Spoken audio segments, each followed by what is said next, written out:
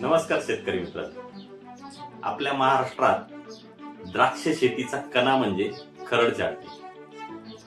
पण तुम्ही कधी विचार केलाय का की खरड छाटणीची सुरुवात नेमकी कशी झाली? हा एखाद्या शास्त्रज्ञाचा शोध आहे का आपल्या कष्टाळू शेतकऱ्यांचा प्रयोग?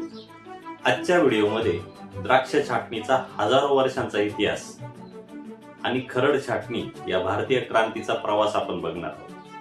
त्यामुळे व्हिडिओ शेवटपर्यंत बघा, कारण यामुळे आज तुम्हाला तुमच्या द्राक्ष बागेचा एक वेगळाच इतिहास समजणार आहे.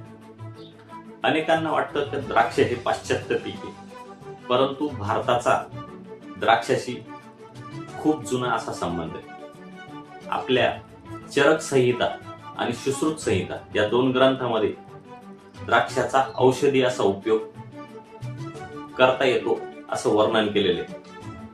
तसंच आर्य चाणक्यांच्या अर्थशास्त्रामध्ये पण द्राक्ष लागवडीविषयी जमिनीचे वर्णन केलेले. याचाच अर्थ प्राचीन भारतातही द्राक्ष लागवड व्यवस्थापन आणि छाटणी चालू होती, परंतु ती छाटणी आजच्या छाटणीपेक्षा खूपच वेगळी होती.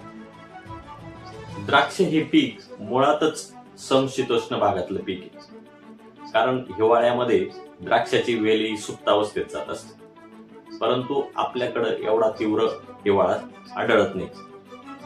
म्हणूनच आपली वेल ही वर्षभर वाढत राहते, परंतु फळ मात्र लागत नाही.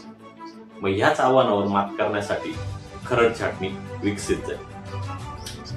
1970-80च्या दशकामध्ये नॅशनल ग्रेप रिसर्च सेंटर आणि शास्त्रज्ञांनी सिद्ध केलं की उष्ण कटिबंधीय हवामानामध्ये जर द्राक्ष बागेला दर्जेदार फळ आणायचं असेल तर वेलीला विश्रांती देणं खूप गरजेचं आहे. त्यामधूनच पायाभूत छाटणी म्हणजेच खरड छाटणी ही शास्त्रोक्त पद्धतीनं पुढे आली. शास्त्रज्ञांनी जरी मार्ग दाखवला, परंतु प्रत्यक्षात खरड हा शब्द आणि पद्धत नाशिक, सांगली, सोलापूरच्या प्रयोगशील शेतकऱ्यांच्या अनुभवातूनच शेतात रुजवलं गेलं. वेलीला जुन्या फांदीपर्यंत खरडून काढणे म्हणजेच खरड छाटणी हा शब्द जगप्रसिद्ध झाला.